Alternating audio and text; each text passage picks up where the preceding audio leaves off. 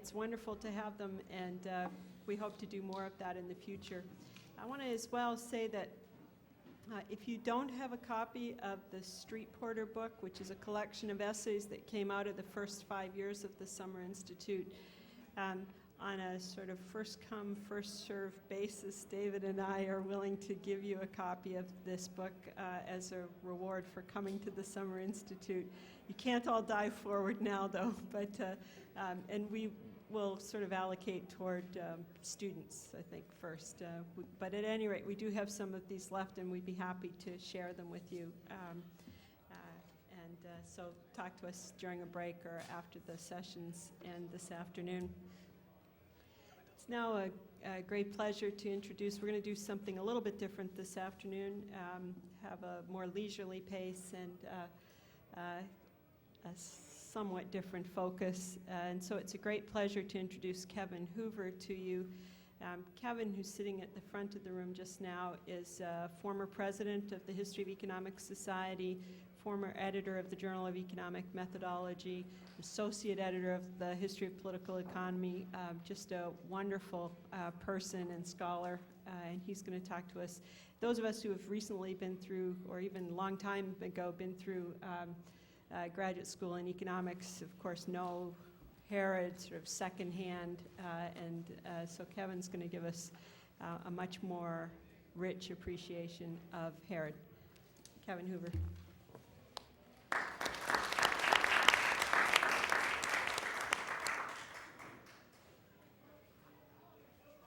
Thank you, Sandy. It's a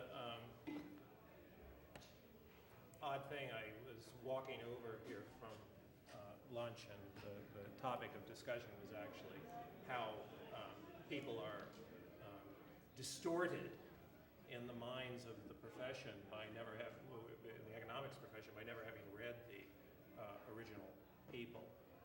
And you see something quite different many times, and usually something much richer and more interesting when you do read the original people, but it's not something that most economists do most of the time. So this whole effort to, as they say, preserve the history of political economy is an important one. And you're going to get Harrod sort of doubly preserved. I noticed that at least for the first 2 days, every day after lunch, you're going to hear about Harrod. And I'm not sure how much the paper tomorrow is going to be different from the paper today. I hope it'll be more historical than the paper today, because the paper that I'm going to talk about, I think, well, my colleague Roy Weintraub at Duke would rail that this is not what I'm doing is not history. And mainly it's because he doesn't like internalist history of any kind, and I don't mind internalist history if it's useful, but I actually agree with him. What I'm going to do is not history. It was something which grew out of simply the annoyance when I was teaching a history of modern macroeconomics class, and I sat down and started rereading papers I had read a long time ago, and I reread Harrod's essay on dynamic economics side by side with Solo's famous 1956 growth theory paper, and it occurred to me when I did that almost everything that Solo said about Harrod was simply wrong, as if Solo had not actually read Harrod. So this is not so much history, it's not even a finished paper, although it looks like a finished paper. It is simply a close reading and explication of where it is that I think that Solo goes wrong. I think to turn it into a history paper, which I hope to do at some point, I need to fill in a lot of the context for how this could have happened, what was actually going on in the growth theory literature in the early 50s that would have made it possible for Solo to take the position, because he's a very clever guy, and this isn't an anti-Solo thing by any stretch of the imagination. Well, what do we think about Roy Harrod and Roy Harrod's growth theory? Well, mostly it's forgotten. If you pick up a book in modern growth theory and economics, most books don't say anything at all about the Harrod or the Harrod-Domar models. If they do say something about the Harrod model, they'll say something very similar to Barrow and Sally Martin's comment here, that the real difference between Harrod and modern growth theory is that Harrod used production functions with little substitutability among the inputs to argue that the capitalist system is inherently unstable. That is the standard view. Almost everybody believes it. And just to show you how everybody believes it, I wrote a potted history of post-war macroeconomics, which isn't that old, and I give exactly the same story that Barrow and Sally and Martin would have adopted. The Harrod-Domar model displays knife-edge instability. If S, the savings rate, is low enough so that the growth rate is less than the rate of population growth, then unemployment in the economy would rise progressively. If it is great enough, any existing unemployment would be absorbed, and with no further labor available, the growth of output would be stymied. So everybody makes this mistake. I'm making it just as much as everybody else did before I sat down and reread these papers, which I had read in my misspent youth but had forgotten. Well, the misreading, though, doesn't start in modern times, and this was the shocking thing to me. The misreading actually starts with Solow himself. It's right there in the original Solow paper. Harrod's model points to the pervasive instability in the macroeconomic dynamics, the long-run economic system balanced on a knife edge of equilibrium growth. The whole knife edge idea about Harrod instability comes directly, and that phrase, the knife edge, is first used in economics by Solow in this context. Solow then maintains that his own model is an improvement over Harrod's. In just that dimension that he's criticized Harrod, it accepts all the Harrod-Domar assumptions, except for the fixed proportions in developing his own growth model, which does not display a knife edge. So Solow says, I'm not Harrod simply because I'm adopting a different kind of production function. Every other respect, it's the same.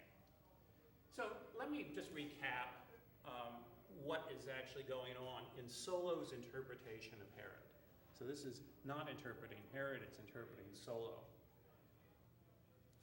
Where does Solow get this knife edge from? Well, he starts with a production function, a constant returns to scale production function, but of a particular type. It's a type with fixed proportions. So instead of having smooth substitution, we have the amount of output determined by whichever is the binding constraint, capital or labor. One of them may be the binding constraint. So the A and B here are just the parameters that give us the capital output ratio or the labor output ratios.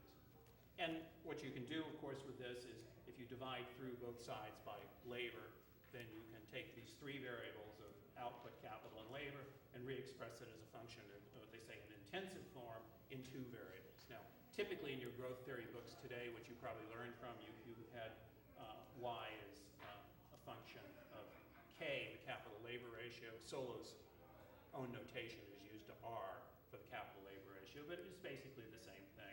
That you can reduce output per worker to a function of capital per worker, and in terms of the Harrod growth model, that just changes the function to the function you see on the right, the min function. So what is that? Before we get there, how do we interpret this? Well, what most of us remember from our growth theory is Solow's fundamental equation for the neoclassical growth model, and we can cast the Harrod model in terms of that.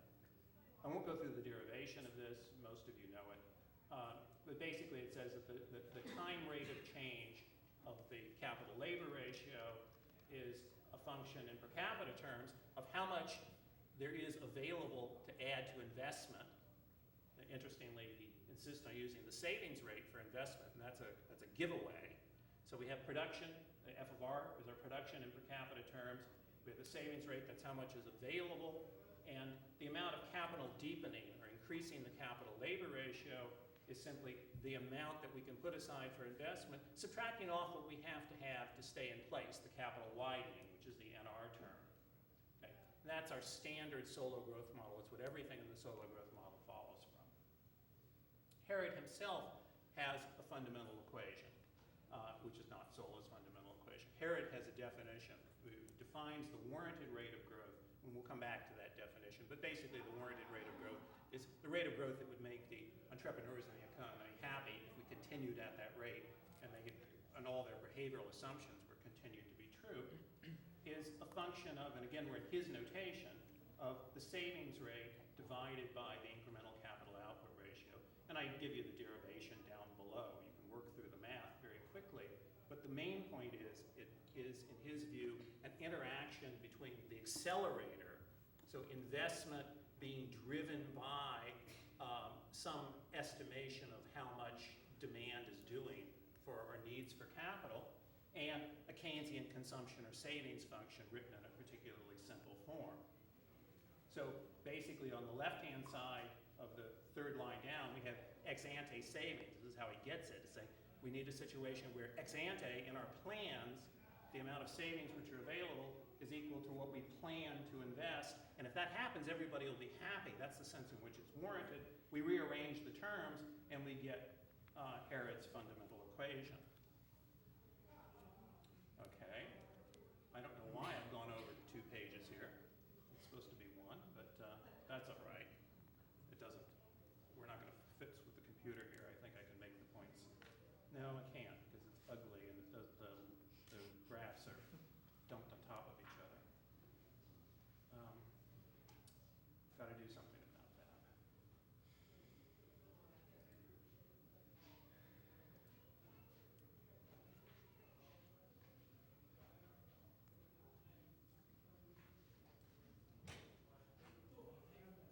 This is a different version of Word than yeah. So sorry that it's not. Oh, it's full enough screen for you. It looks smaller to me. Okay.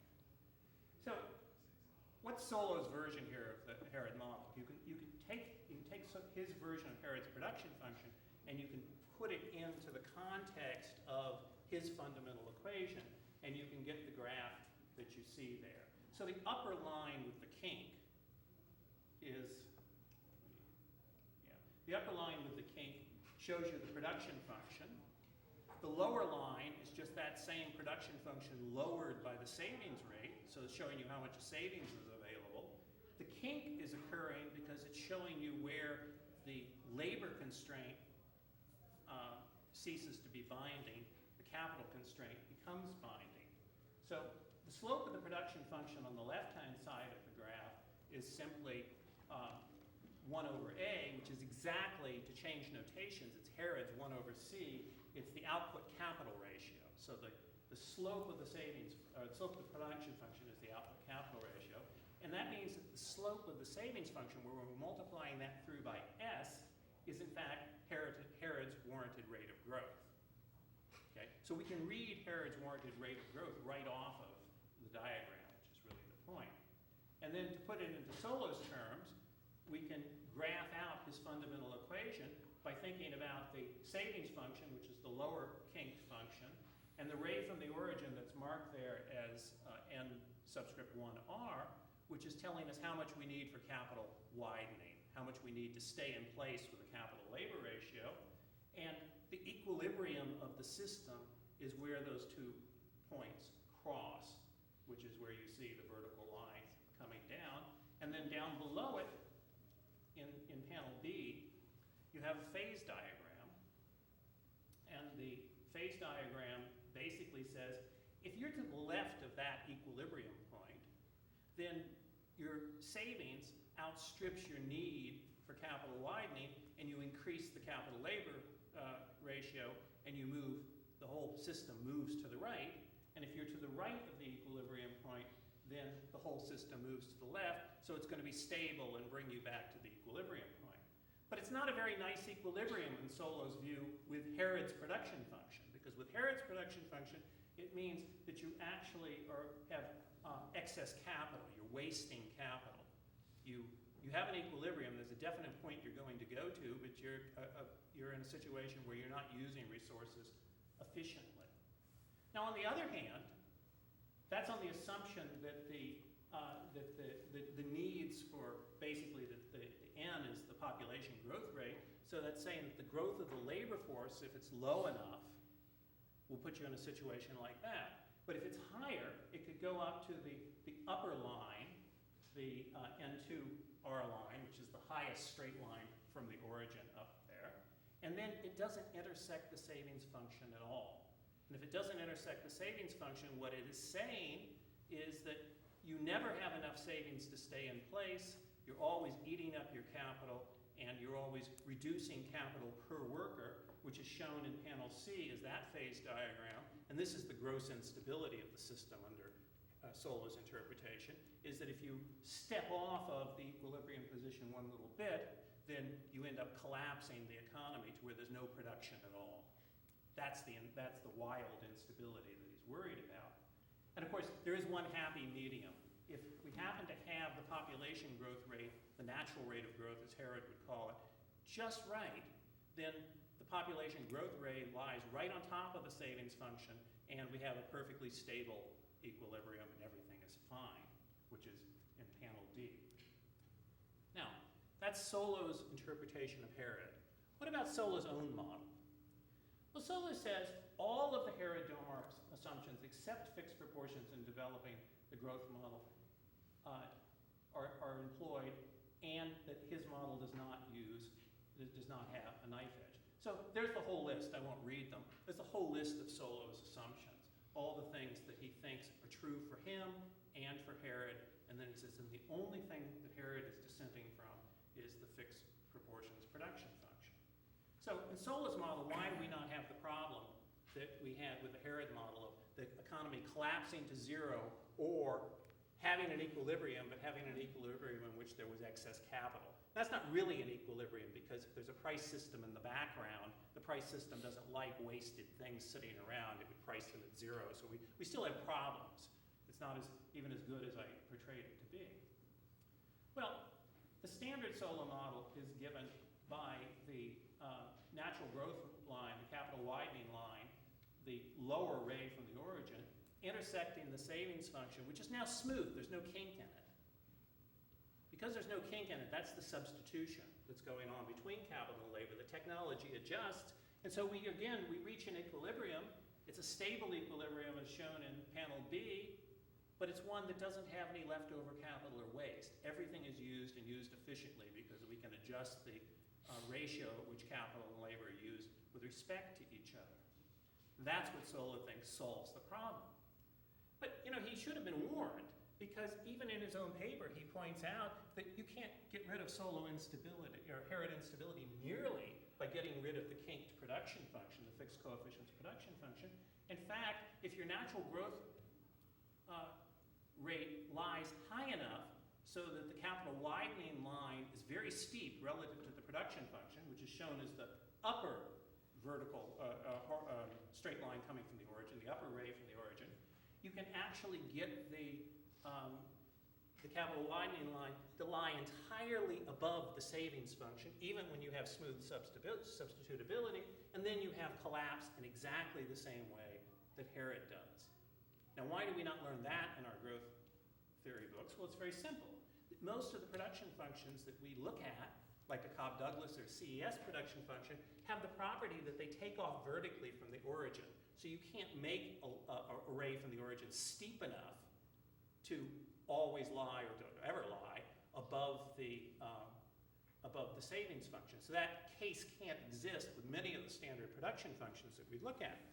But the point to notice there is that that property is not a property of substitutability. It's another property that's saving you from that situation. It's not the property that Solo was pointing out. So it seems clear to me, and I'll tell you why, that Solo has misread Harrod. But there's even a prior question, which is basically, did Solo even read Harrod? And I suspect that he didn't. Look, we had different citation practices in the 50s than we do today. And they were a little looser. If you look through lots of things, lots of things don't get cited. But it is striking that a paper that starts off in its first paragraphs by saying, I'm going to criticize Roy Harrod, never cites any particular work of Harrod or of Domar, who is also mentioned as somebody to be criticized. My suspicion is that Harrod's views were sufficiently sort of in the air in the early 1950s that Solo just assumed everybody knew what he was talking about and didn't need to make the citation. But it also, they might have been sufficiently in the air that he drew all his knowledge of Harrod, right out of the air. And that's one of the things I want to look at, sort of to historicize this paper, is to find out what was really going on. And I guess asking Solo was actually within the realm of possibility. I also think that he may have simply been reading backwards from his own model, that he created his own model for other purposes and said, oh wow, this doesn't have a problem, but Harrod's model has, so let me just show you why it doesn't have that problem. And in reading backwards that way, I suspect that he misread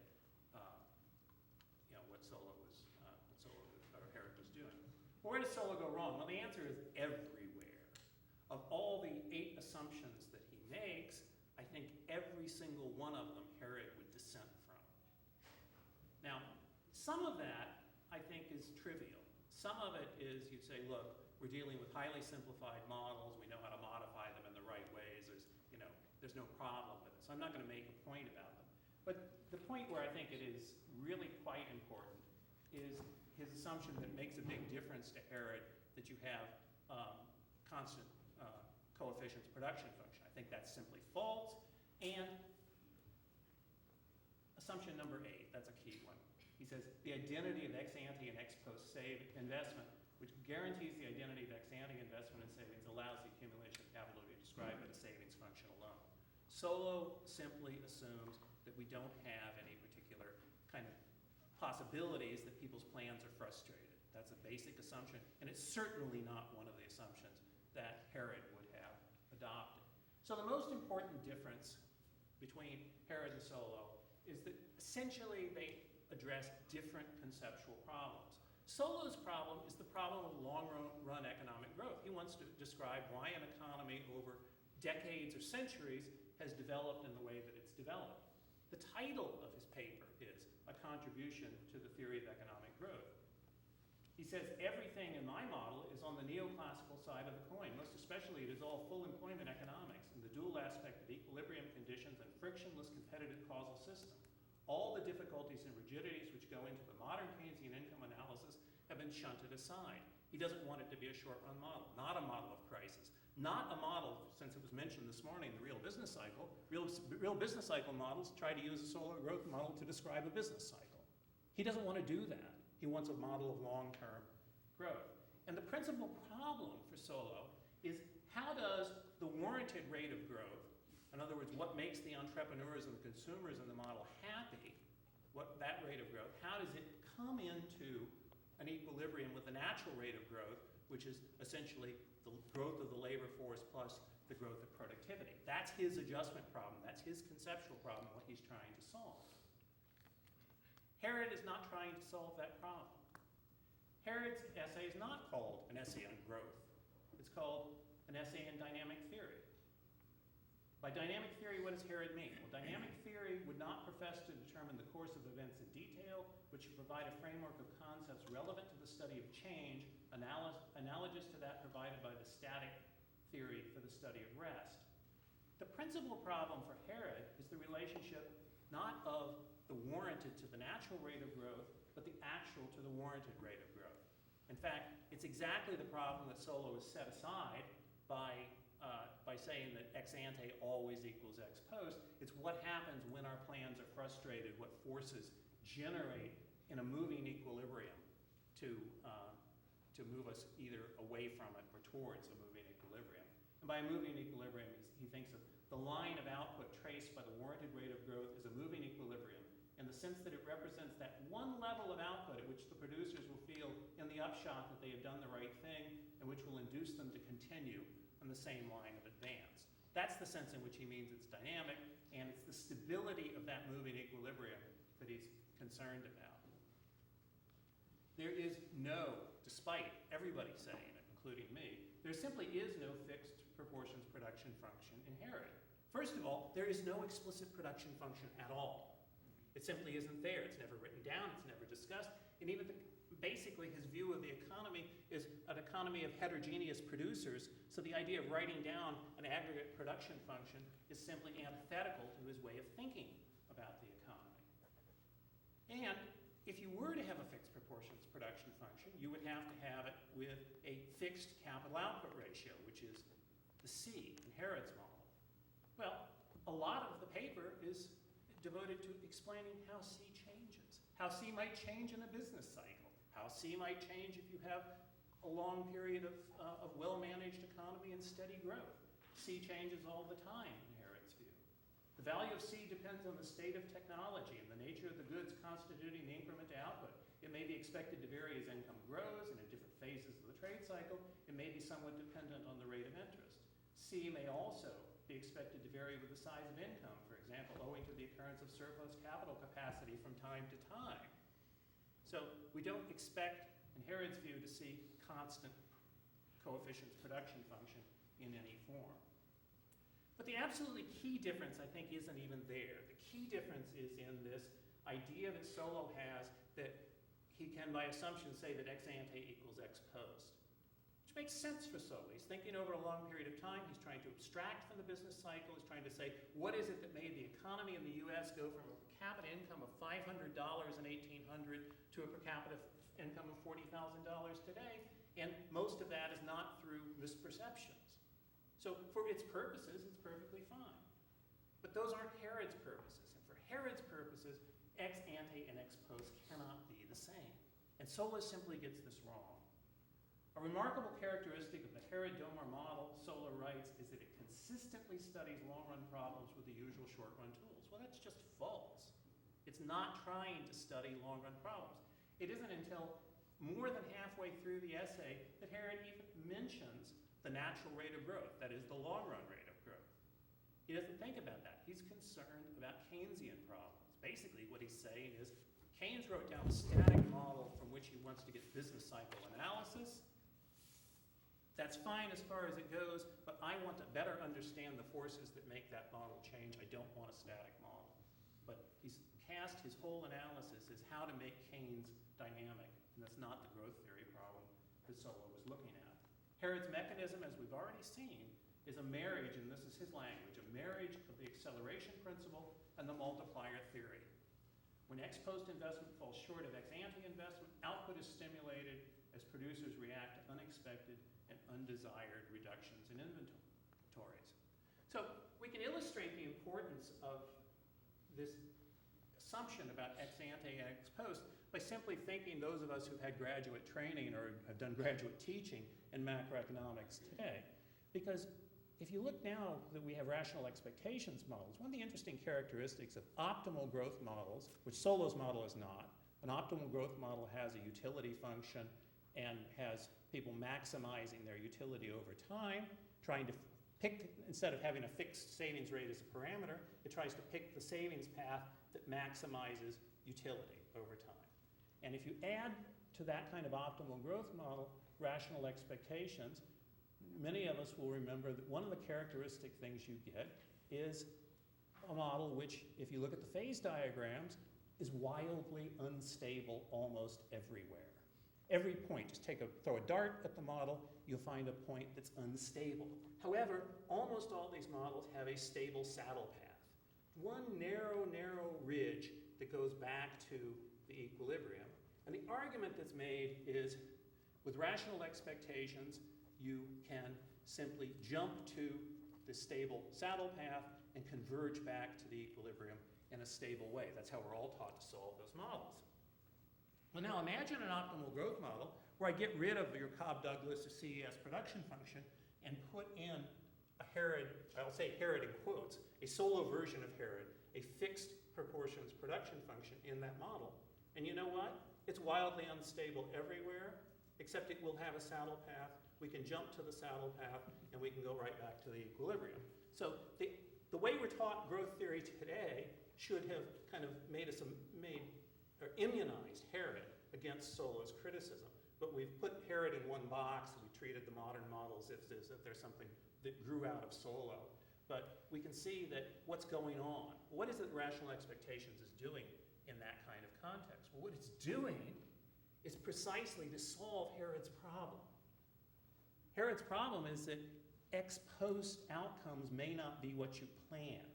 What rational expectations in those kind of models does, or perfect foresight if they're not stochastic, what that does is to say, guess what? You never make those kind of mistakes, or you only make them randomly. You never make them systematically. It's taken the divergence between ex ante and ex post and driven them together, and that's what turns them stable. It's not the shape of the production function. It is precisely that assumption that ex ante and ex post cannot diverge in any meaningful kind of way. Well, Solow's knife edge, as he describes it, and Harrod's instability are conceptually distinct. Think about what happens in each case. They don't even do the same things. Okay? Yes, Harrod has instability, but where does the instability come from? Well, with Solow, suppose that you start on a growth path where the warranted rate of growth equals the natural rate of growth, and you consider a fall in the savings rate. Well, what's going to happen? Well, with Solow, because the fall in the savings rate, you're going to be running short of capital. This is Solow with a Harrod type production function. You're going to be running short of capital, and you're never going to be able to catch up. Capital widening the needs for capital widening are never fulfilled. The capital labor ratio falls, and the economy crashes to zero. Now, what happens with Harrod when you have exactly the same fall in the savings rate?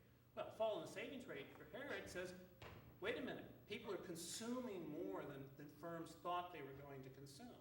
Because they're consuming more, there is a multiplier effect which acts with an accelerator effect, and the economy is unstable, but it's unstable in exactly the opposite direction. It goes taking off, not towards zero, but towards full employment. Okay?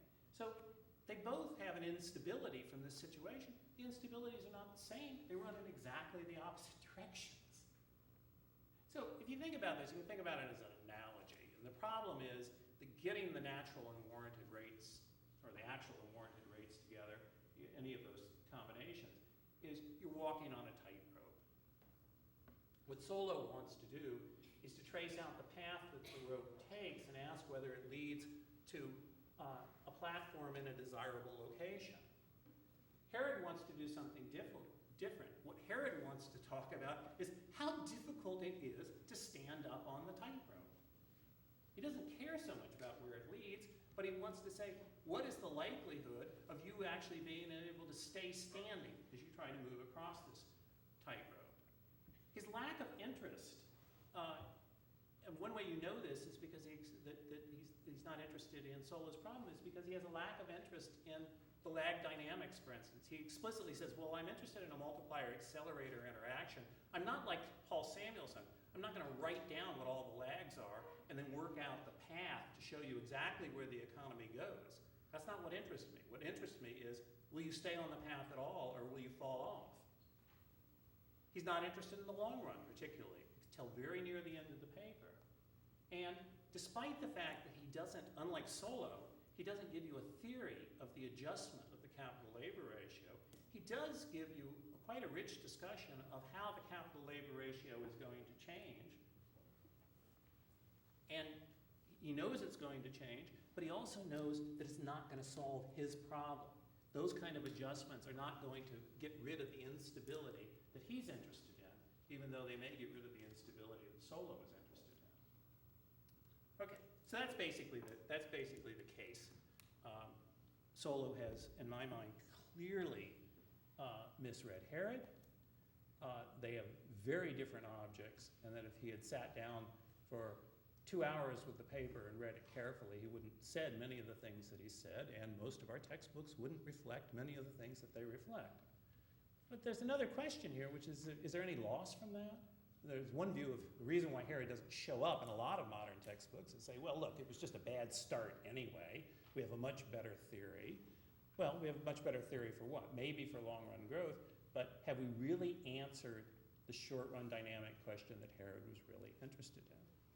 And one of the things that I found interesting about this paper was that we often don't read it all. Even those of us who read it don't read it all. And we don't realize that Harrod actually does say something about the long run, and something which very few people, I think, if anybody, has truly followed up. There are not three concepts of growth in Harrod. We typically say there's the actual rate of growth, what really happens. There's the warranted rate of growth, which is given by savings and investment parameters. There's the natural rate of growth, which is determined by population, technology, labor force participation. Okay, those are the three that we know. But Harrod also introduces what he calls the proper warranted rate of growth. That warranted rate which would obtain in conditions of full employment. Now, it's important to understand, what did Harrod mean by full employment here? Well, he had a Keynesian notion of full employment. Full employment was a ceiling. Full employment was using all the productive resources that were economically available. So all the people who wanted to work at the going wage, plus all the capital that people wanted to put into operation at the going rates of return. And the Keynesian point was that economies can sometimes operate below the level of full employment. They can certainly never operate above the level of full employment, but that seems like an obvious point. But if you look at all the standard models, Woodford was mentioned this morning. What does Woodford mean by full employment? Woodford means something like the rate of production and utilization of factors that would occur in a Walrasian system without imperfections. And in such a system, you can have certain kinds of imperfections that drive you either above or below that rate. All the standard ways in which we think about full employment, when you get the statistics now from the Congressional Budget Office and things like that, basically take a natural rate view of the rate of full employment. They say the rate of full employment is essentially the natural rate of unemployment in Friedman's sense, which is related to Woodford's view. Okay? And the economy can be either above or below. We can have over full or under full employment. Well, that's not Harrod's view. Harrod's view is full employment is a ceiling. Can't get above it. So what Harrod says is the system cannot advance more quickly than the natural rate allows. If the proper warranted rate is above this, there will be a chronic tendency to depression. The depression drags the economy, drags down the warranted rate below its proper level, and so keeps its average over a term of years down to the natural rate. But this reduction of the warranted rate is only achieved by having chronic unemployment. The warranted rate is dragged down by depression. It may be twisted upwards by an inflation of prices and profits. If the proper rate is below the natural rate, the average value of the warranted rate may be sustained above its proper level over a term of years by a succession of profit booms. So basically, and I'll try and flesh this out, Harrod is making the point that you can get in situations where it is very, very likely that you will have lots of depressions. Not that you'll have a collapse to zero, but that you'll be constantly pushed below full employment. And you can get into other situations where you can be constantly pushed in the direction of full employment. So to try and make sense of what this is, think about these two different scenarios. Start off on the far left of the top panel A in a situation where the natural and warranted rates of growth are coinciding. This is a logarithmic graph, so the rates of growth are simply the slopes. So imagine we go up to the point of time, which is given by that vertical line, where everything has been perfect. Natural rate and warranted growth rate are going just fine. And then we have a change in the savings rate, which raises the warranted rate path above the natural rate path. That's what's shown to the right of the vertical line. Well, in Harrod's notion of instability, here's the problem. Anytime you're off the warranted path, you're in an unstable situation. If you go below it, you're going in the direction of collapse. If you go above it, you're going in the direction of unchecked expansion, except that the natural rate growth, the full employment ceiling, which we've been running along with the natural rate of growth, is an upper bound. You can't get above the upper bound. So in the situation in the top panel, where the warranted rate of growth is too high for the natural rate, you can't go up. There's no upward instability because you hit the ceiling. You're at full employment. The only way to go is down. There's a constitutional tendency towards, not constitutional in the sense we were using that word this morning, but there's a constitutional, the way a doctor would use it, a constitutional tendency towards depression. Okay. Now, look at the other situation in panel B. Exactly the same thing. We've gone on for a time where we've had coincidence of the warranted and natural rates of growth, and at some point, say the savings rate falls so that the proper warranted growth path is now below. Well, now it's an asymmetrical situation. We have instability in a downward direction here, just as we did before. You always have instability when you're on this sort of warranted growth tightrope, but you also have instability in the upward direction because you're below the full capacity of the economy. And so in this situation, it's possible that a number of our unstable movements are going to push us in desirable directions towards fuller employment. So Harrod's conjecture comes down to this, that if the savings rates are perpetually too high, then we're going to have this tendency towards recessions, And if the savings rates are lower than perhaps is optimal for the natural rate of growth, to sustain the natural rate of growth, then we're going to have a tendency, or less of a tendency towards recessions, and sometimes a tendency towards booms. Well, as far as I know, nobody's checked out this conjecture before me. And I'm not going to check it out in any sort of econometrically serious way. But I am just going to just look at some data and say, oh, is there anything possibly in it? Is there a case here that ought to be investigated? And I think the answer is yes. So let me show you what I've done. What I've done is basically to calculate, and I've plotted on the vertical axis, the output gap. So I've had to make a calculation, make an estimate of what the full employment output is, and the details of how I did that are in the paper.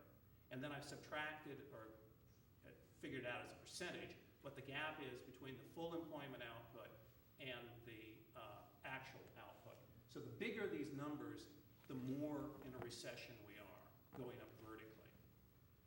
On the horizontal axis, I have the difference between the natural rate of growth and the proper warranted rate of growth. Well, natural rate of growth is fairly easy because it's the rate of growth of the labor force plus growth of labor augmenting technical progress plus change in the participation rate. You can calculate all that relatively easily.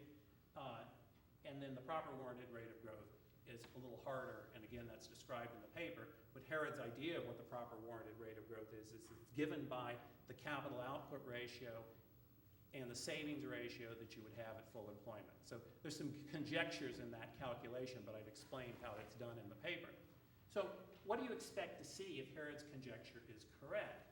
Well, what you expect to see is in the situations where the natural rate of growth is high relative to the proper warranted rate of growth, so the warranted rate of growth is below the natural rate, you should be in situations where you have less tendency towards depression. You should have higher output or higher use of potential.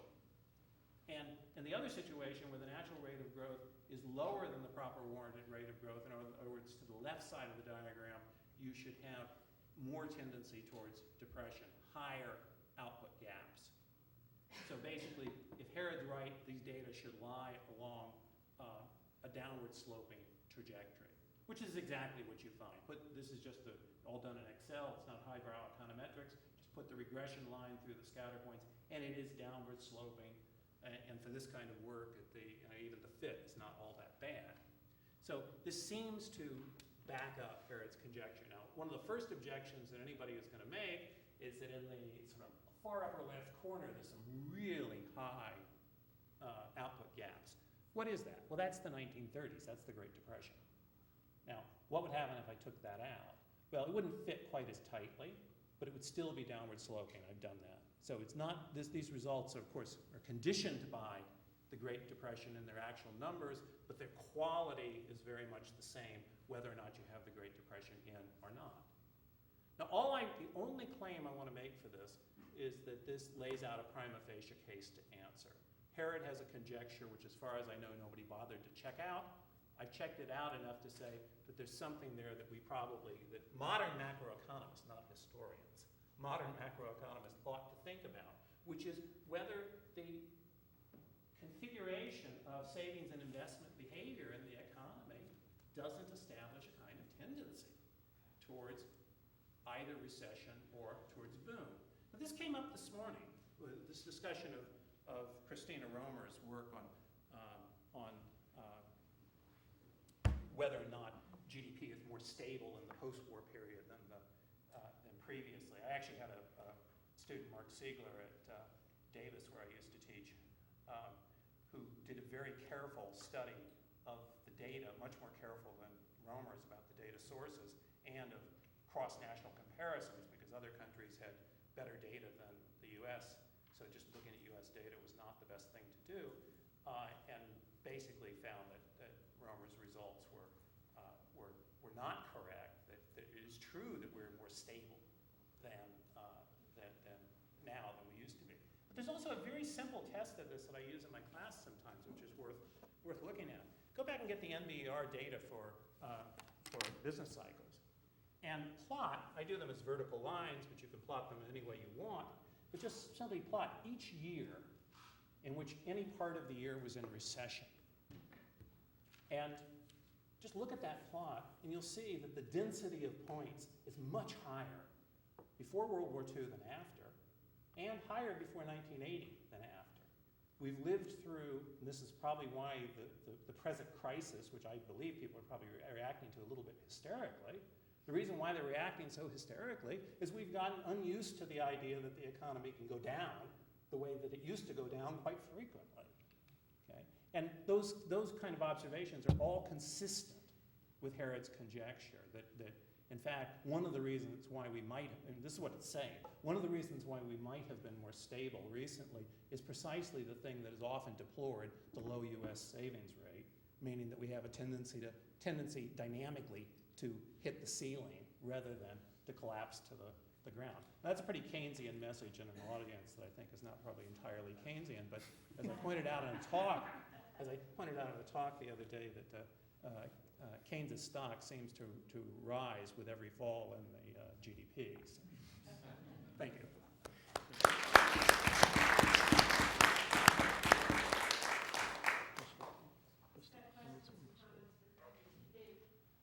Well, my first comment, if I was refereeing this, I really would want to know what Solo had to say. And I think that's really important to try to get that. And if I were an editor, I'd probably send it to Solo.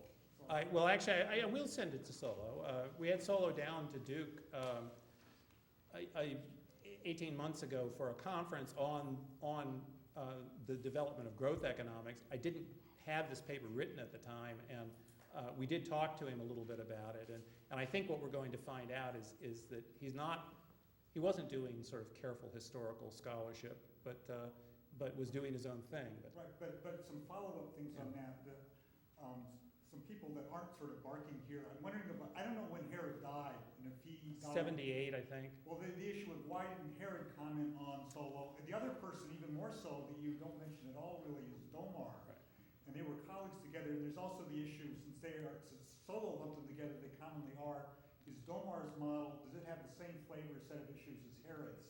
You're basically raising the set of issues that I in some ways wanted to head off at the beginning by saying how incomplete the paper is, but they are exactly the right issues, and I can say a little bit about some of them. Harrod did protest the way people interpreted his model, and what I need to do is follow up those protests and try and find out why they fell on deaf ears. One possibility was, of course, that the big debate in the 60s was between the two Cambridges. And it turns out that Harrod was not really on the best of terms, I think, with Joan Robinson and co. So he wasn't on the best of terms with Solo or with Joan Robinson, so he didn't really have an advocate and probably got his voice drowned out.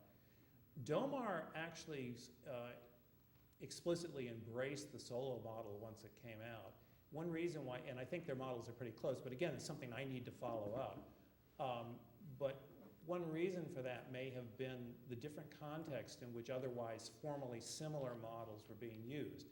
Domar was interested in economic development, which is much more like the long-term growth concerns that Solo had, where Harrod was not as interested in this context in economic development. He was interested in Keynesian business cycle problems. So I think their models are very formally similar, but they come apart in their sort of interpretive or pragmatic uses that they were being put to, and that probably explains the difference in attitude between the two of them towards the challenge of Solo. The question about what difference does it make, I think is a very good question. And if you think about what Solo did in the next few years, one of them, of course, is CS production. My question is, well, why would you do that? Well, you think that the instability of the system is a function of the smoothness properties of the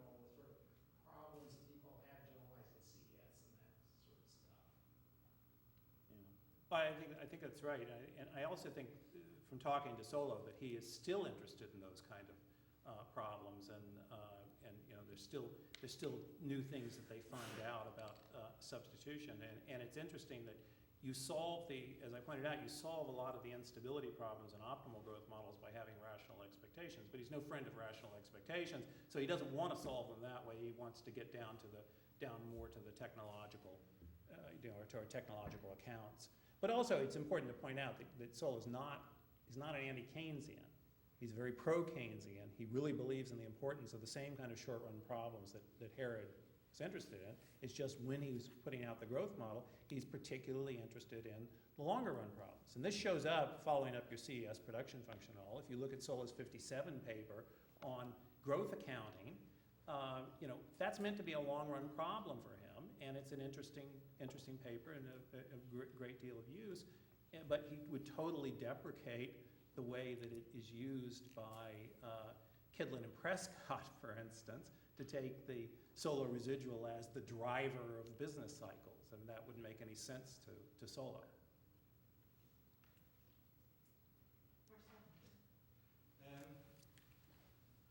If you look at, you just took this 56 paper out of it. If you look at the early papers, they are all about cooperation with Samuelson about stability and instability of the system. And you're right about that Harrod and Doma only appear in the 56 paper, not before. So there's a lot more interest of Solow into the issue. And they just, I don't know why he put them in, but that was at a very late stage. But talking about these earlier papers, I have a different idea about what's going on about, you very much emphasize that it has to do, and David is emphasizing also repeating that's very much on the characteristics of the Cobb-Douglas function. But all these earlier papers are about a much more general function for which this stability occurs or not occurs. So that has to do with the return to scale feature of the function, and not so much about the stroke in the beginning. So what I'm trying to say here, that there is something about the stability which doesn't, is not that much connected to this Cobb-Douglas or CES function as you mentioning. So that's. Well, I'm not sure that I wanted to say that it's connected to the Cobb-Douglas and the CES function. In fact, in the 56 paper even, he's quite general about what the production function might be.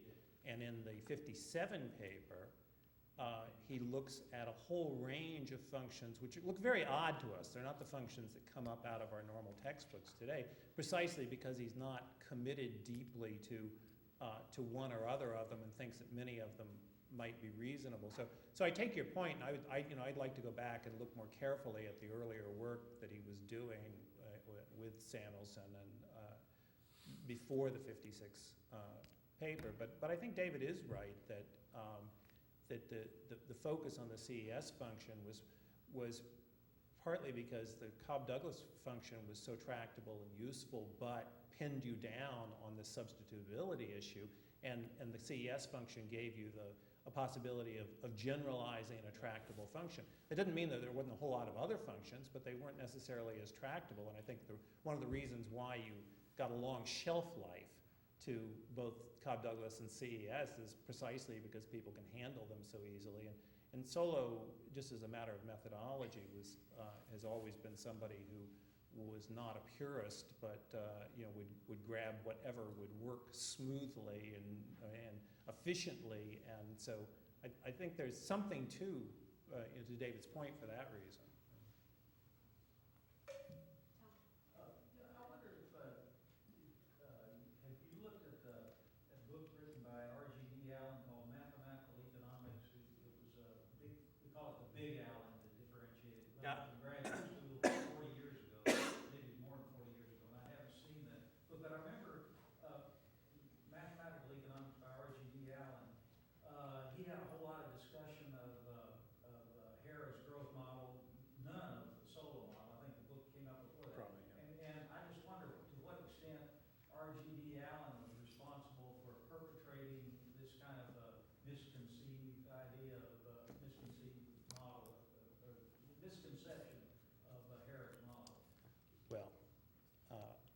think I own this book.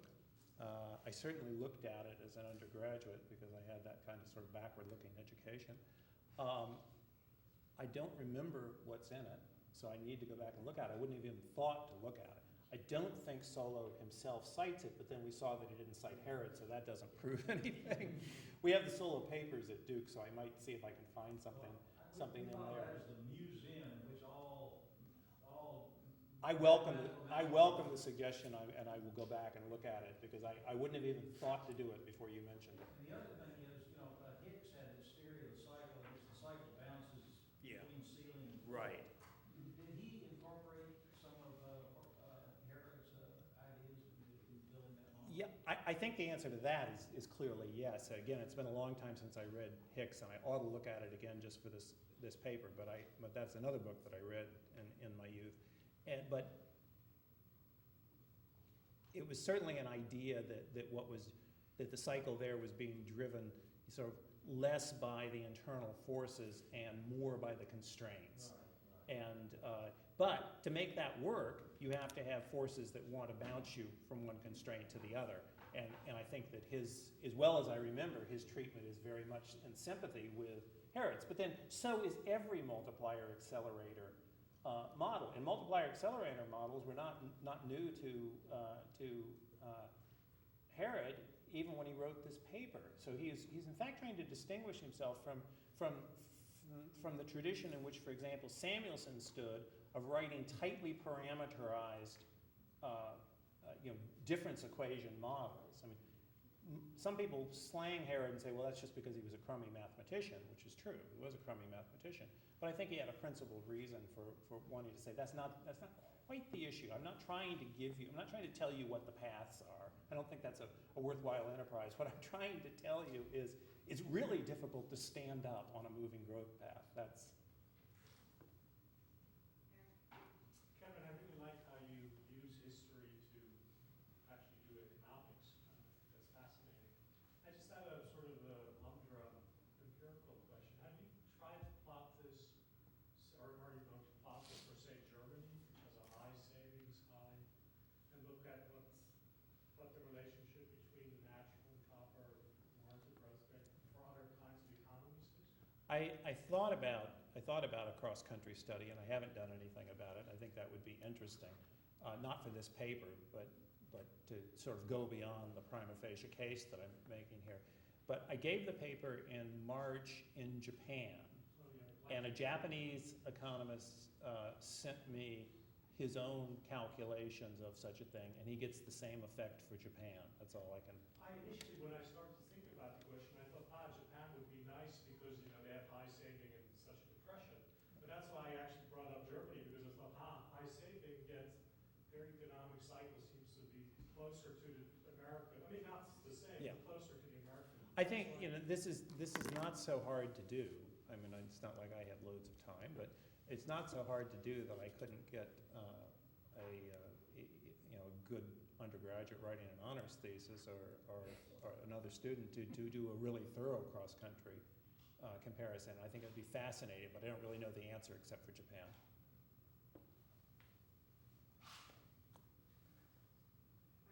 It's not a question, but just for if someone is recording this, we coin this what we see that as the Harrod Hoover curve from now on. Well, you know Stigler's law of eponymy. If you're going to call it a Hoover curve, then it has to have somebody else did it before me. Yeah, So far I don't know. I mean, Harrod didn't do this kind of empirical work, so far I don't know that that's true. So maybe we can call it a Bauman's curve.